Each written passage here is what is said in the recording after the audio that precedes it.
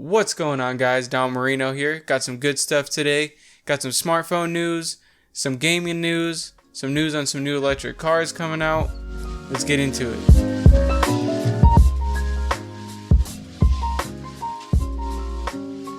Alright, so the first story I want to talk about this week is Amazon and, well, how they killed it in the 2019 holiday season. So I don't really think it comes as a surprise to many people that Amazon had a record-breaking season in 2019 with the holidays. Now that so many people are jumping over to, online shopping and not wanting to go out, not going to malls, I remember going out on Black Friday and it just being dead. Just no one being there. I remember, the brick and mortar stores were it was a ghost town. Best Buy was a ghost town. I remember last year even having the line wrapped around Best Buy, and this year 2-3 people in front of me, maybe, and this is like peak Black Friday hours. This is like doorbuster hours, like when they have their best deals going on. So Amazon killed it. I think it's just going to be this, step up every year until either,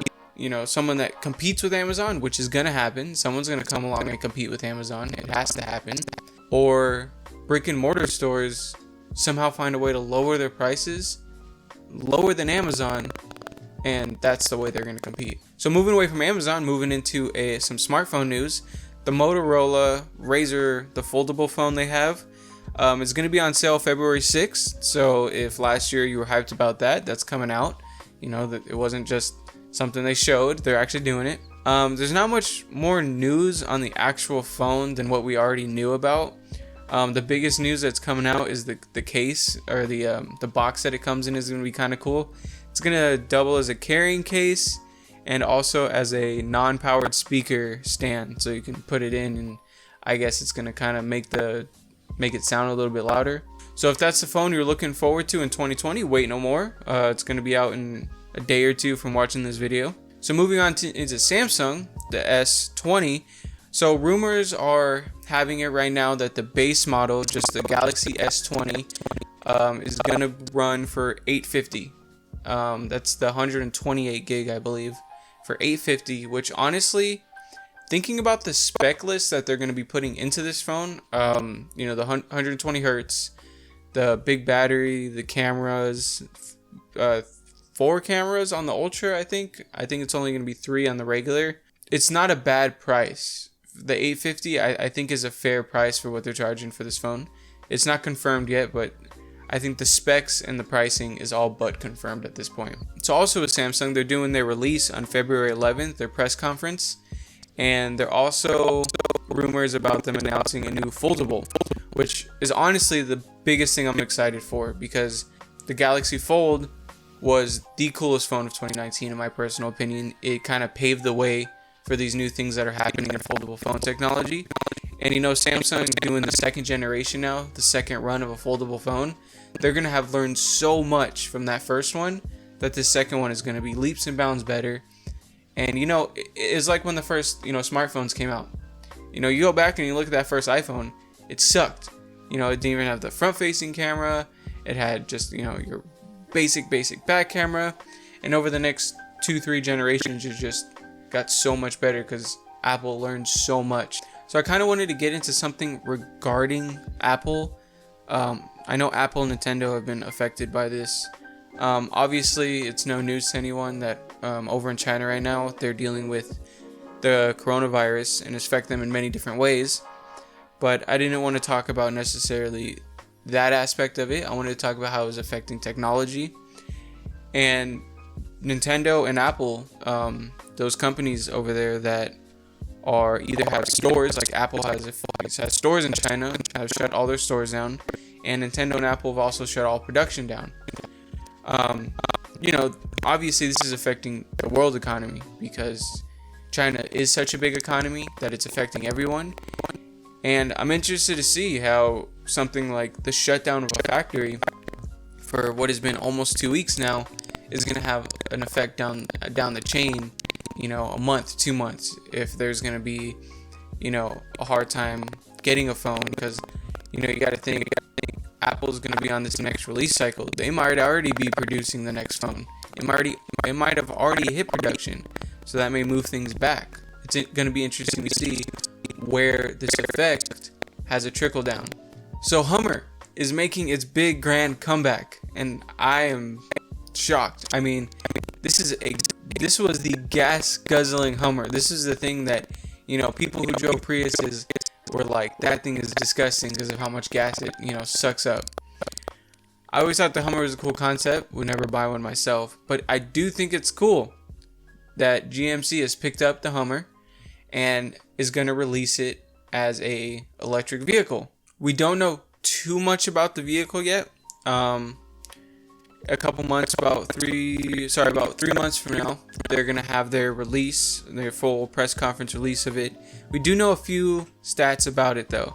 It's going to have 1,000 horsepower, 1,100 foot-pounds of torque, along with a 0 to 60 in 3 seconds. I do think that, kind of like the Cybertruck, they're going to have different models of this. I don't think they're all going to be quite this powerful. However, based on what you see here, most likely the Hummer is going to be a large vehicle, just like it has always been.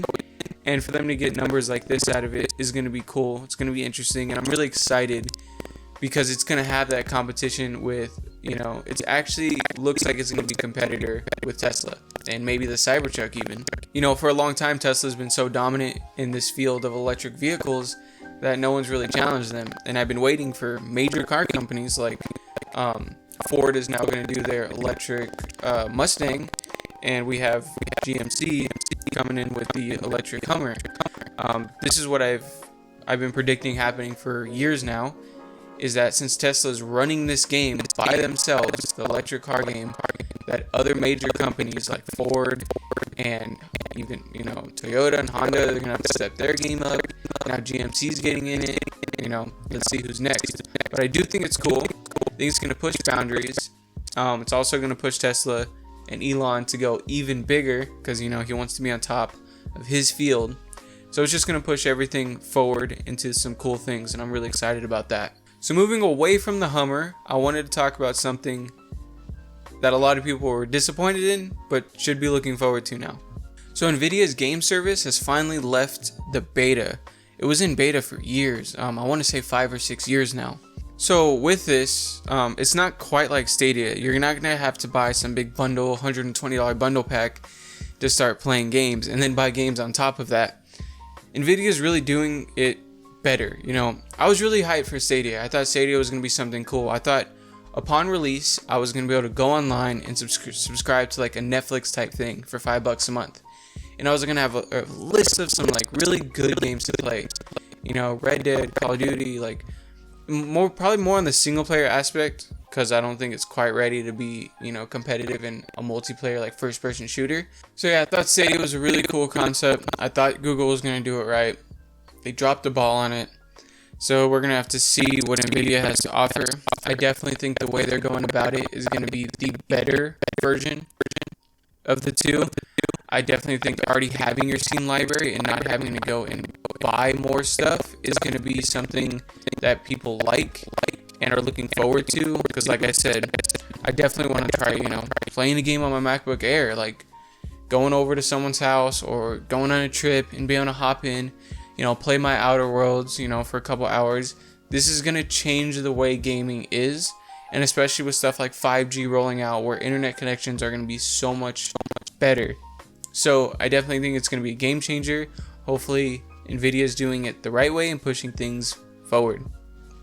So yeah, that's what I have for you guys today. I really appreciate you guys checking out the video. If you have any stories you want me to look up, if you have any stories you want me to talk about next week, go throw them down below. Hit me up on Instagram, go throw a DM, and I'll, you know, talk about that story next week. I really appreciate you guys watching this week's video. Until I got something else for you. Thanks for watching.